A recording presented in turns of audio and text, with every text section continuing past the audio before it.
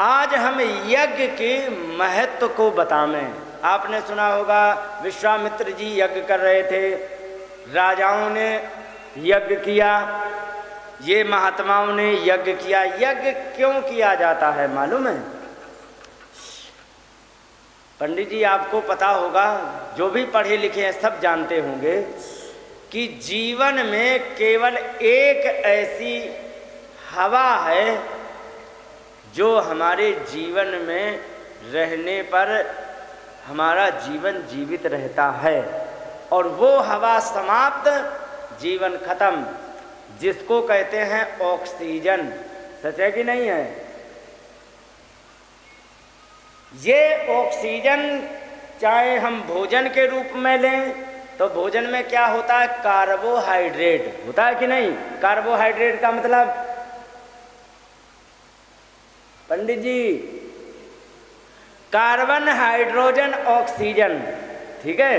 तो कार्बन होता है तो रिटर्न जो सांस लेते उससे कार्बन निकल जाता है, और हाइड्रोजन होता है इसका कोई काम नहीं। जो ऑक्सीजन होती है कार्बोहाइड्रेट से, जो भोजन से कार्बोहाइड्रेट मिलता है, वो ऑक्सीजन ही वो अवशोषित कर ली जाती है माइटोकॉन्ड्रिया के द्वारा, और वो जो ऑक्सीजन जाती है तो हमारे सेल को मजबूत करती है।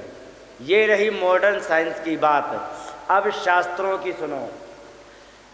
जब हम 10 ग्राम शुद्ध घी जलाते हैं, 10 ग्राम कितना होता है?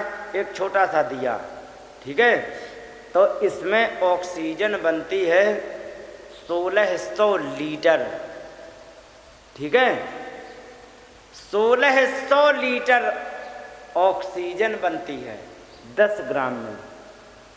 और जब यज्ञ किया जाता है जहाँ पर 10-10 किलो घी लगाया जाता है, तो ईमानदारी से बताइए आप कितनी ऑक्सीजन बनती होगी, जिसकी कोई गणना नहीं। और एक सामान्य मनुष्य एक दिन में 1150 लीटर ऑक्सीजन को कंज्यूम इनहेल कर जाता है, और एक 10 ग्राम का दिया 1600 लीटर ऑक्सीजन बनाती है। तो एक 10 ग्राम के दिए में इतनी क्षमता होती है कि एक मनुष्य को दिन भर ऑक्सीजन दे करके कुछ ऑक्सीजन बचा लेते हैं। और जब यज्ञ किया जाता था बहुत मात्रा में ऑक्सीजन होती है, और जब वो ऑक्सीजन पर्यावरण में फैलती है तो प्रत्येक जीव लेता है। और जब शरीर में ऑक्सीजन अधिक जाती है ना, तो ये ध्यान रखो, 60 साल का बुढ़ा भी 25 साल जितनी फुर्ती रखता है। ये भी प्रैक्टिकल किया जा चुका है जर्मनी में। ऑक्सीजन की मात्रा थोड़ी बढ़ा दी, क्योंकि प्योर ऑक्सीजन दे नहीं सकते हैं, क्योंकि शरीर को उसकी लेने की आदत नहीं है प्योर ऑक्सीजन, उसमें थोड़ा नाइट्रोजन वगैरह मिला के।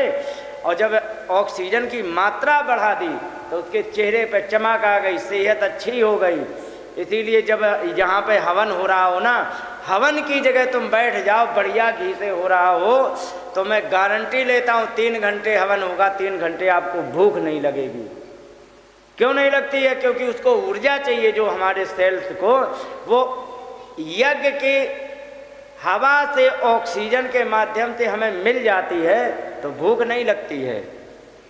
ये प्रभाव होता है, इसलिए महात्मा लोग यज्ञ करते हैं, और यज्ञ के माध्यम से केवल और केवल ऑक्सीजन को ही बढ़ाया जाता है, और कुछ नहीं किया जाता। बोलिए वृंदावन बिहारी लाल की जय।